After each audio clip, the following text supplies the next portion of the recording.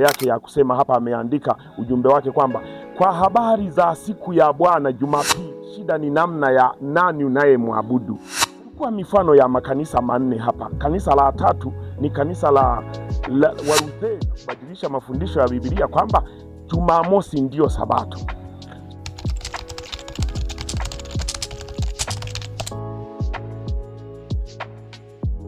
Itasemekana walakini na kwa fahari na ushindi kwamba Sabato iligeuzwa toka siku ya saba mpaka siku ya kwanza ya juma. Bali ni wapi zinapopatikana habari za tendo kama hilo? Si katika Agano Jipya, la hasha. Hakuna ushuhuda wa maandiko matakatifu juu ya kufanyika kwa badiliko la kuigeuza Sabato toka siku ya saba mpaka siku ya kwanza ya juma. Huyu ni mwandishi wa kitabu cha mwongozo wa kanisa la Baptist, anakiri mwenyewe kwamba kwenye Biblia Agano Jipya lote amejaribu kuangalia, hajaona madai ya kugeuzwa kwa siku ya Sabato kwenda juma ngapi? Jumapili. Sasa hawa ndio viongozi wanaouelewa huu kweli, lakini hawawafundishi waumini wao. Sambamba na hilo nikasema ngoja nijaribu kuchunguza tena, nikaingia tena nikachunguza kwenye kanisa moja la Anglikana, Church of England. Huyu naye nikakutana na kiongozi mmoja anaitwa Walter Falco. Huyu alikuwa naye anasema haya, ana mambo yake ya kusema hapa. Ameandika ujumbe wake kwamba kwa habari za siku ya Bwana Jumapili, hatuwezi kutaja hata fungu moja katika maandiko yote matakatifu ya Agano Jipya ambalo linataja kwamba Mungu aliamuru badiliko kama hilo. Badiliko hilo la Sabato toka Jumamosi mpaka Jumapili halikutajwa kabisa, ama kwa kadiri niwezavyo kugundua, kufikiri ni hao Wakristo wa kwanza. Hivyo basi kusema kuhusu Sabato ni kusema kuwa hushikwa siku ya Jumamosi kama siku iliyotengwa na kwa ibada ya Mungu, kupumzika kwa mwili na kuburudika kwa akili. Ilikuwa ni amri ya 4. Amri hii inayohusu Jumamosi ingeweza kugeuzwa na Mungu tu, na Mungu peke yake. Huyu naye anakiri ndugu mtangazaji, kwamba hata yeye anashangaa. Kiongozi huyu wa kanisa la Anglikana, yeye naye amejaribu kuzungumza hivyo. Kwa hiyo tunajaribu kuona viongozi wa kanisa hawa wanaelewa ukweli huu, lakini ukifuatilia kule waumini wao hawawafundishi. Ndiyo, lakini nilichukua mifano ya makanisa manne hapa. Kanisa la tatu ni kanisa la Walutheri, the Lutheran Church. Huyu ni Profesa George ambaye alijaribu kuandika na yeye ujumbe wake akaweka. Hii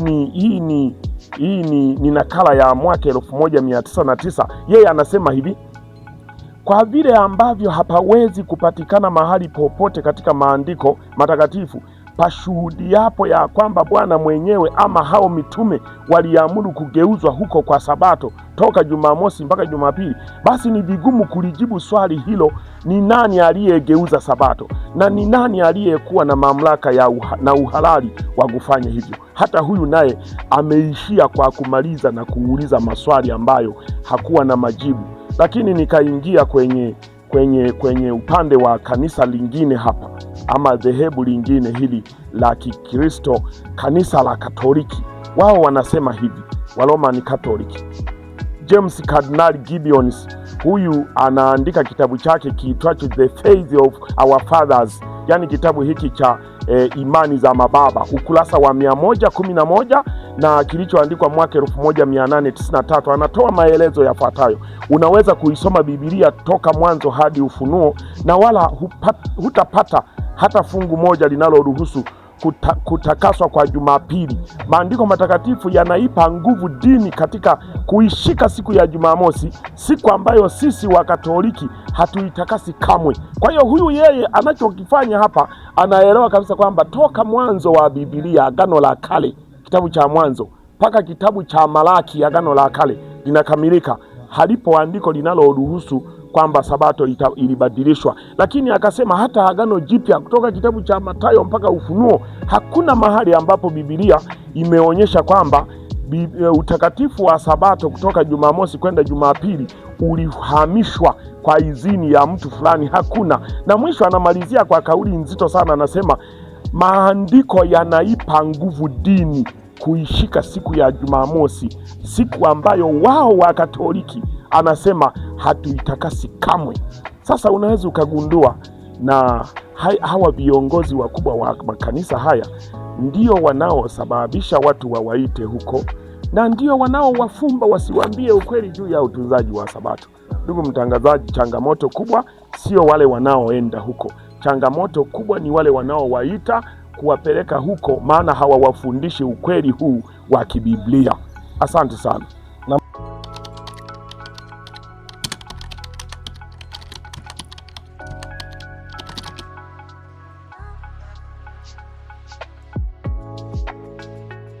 Ni mojawapo ya sababu kubwa, lakini mimi niwatie moyo ndugu mtangazaji, wale wasikilizaji wetu wanaotufuatilia kwenye kipindi hiki, kuzuiliwa kusoma Biblia sio kitu ambacho unaweza ukashikamana nacho sana, maana Biblia kwanza ni neno la Mungu, na Mungu amekusudia kulileta kwetu ili wanadamu wote tulisome na tulielewe. Maana hata hivyo wao wenyewe hawa kwa maneno haya tuliyoyasoma wanaonyesha ushahidi kwamba kile wanachowafundisha watu na kile ambacho wamekisimamia. Kwa nini wamezuia Biblia isomwe? Maana wanajua watu wakiruhusiwa kusoma Biblia si wataelewa mambo yao, na hivyo watajikuta wamegundulika hiki walichokificha na watu watauelewa ukweli. Nilikuwa pia ninaangalia kitabu kimoja cha Wakatoliki ambacho kinajulikana kwa jina la The Convent's Catechism of Catholic Doctrine.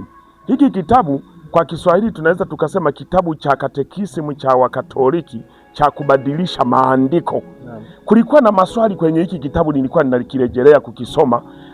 Kilikuwa na maswali yafuatayo. Swali la kwanza waliuliza hivi: Sabato ni siku gani?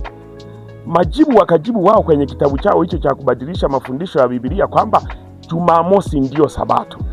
Swali lingine wakauliza kwamba kwa nini huwa tunashika Jumapili badala ya Jumamosi? Majibu yakaandikwa kwamba tunashika Jumapili badala ya Jumamosi kwa sababu kanisa la Kirumi katika baraza lake la Laodikia la mwaka wa 336 AD liligeuza utukufu wa siku ya Jumamosi na kuhamishia katika siku ya Jumapili. Kwa hiyo hapa wao wenyewe wameandika hivyo na wanakiri kwamba ni wao wamebadilisha kwa maamuzi yao lile baraza la mababa wa kimapokeo. Naam.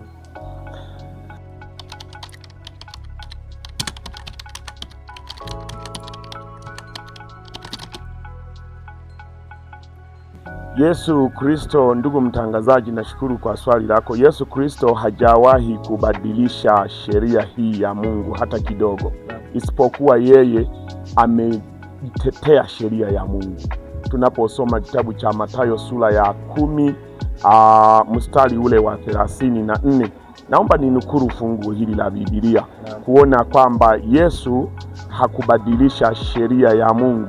Badala yake Yesu alikuja kuithibitisha sheria ya Mungu, na hivyo yeye hatuwezi tukamuingiza huko. Kitabu cha Mathayo 5 mstari wa 17, Yesu mwenyewe anathibitisha kwamba hakuja kutangua sheria ya Mungu. Yeye anasema hivi kwa mujibu wa Mathayo 5 na ile aya ya 17, na nukuu hapa, neno la Mungu linasema ya kwamba msizani ya kuwa nalikuja kutangua torati au manabii, sikuja kutangua bali kutimiliza. Maana fungu la 16 fungu la 18, kwa maana amini nawaambia, mpaka mbingu na nchi zitakapoondoka, yodi moja wala nukta moja ya torati havitaondoka hata yote yatimie. Na hii ni sheria iliyopuuzwa sehemu ya pili. Usikose sehemu ya 3 hapa Lubundazi Insight. Mimi ni Amos Lubundazi. Tukutane video inayofuata.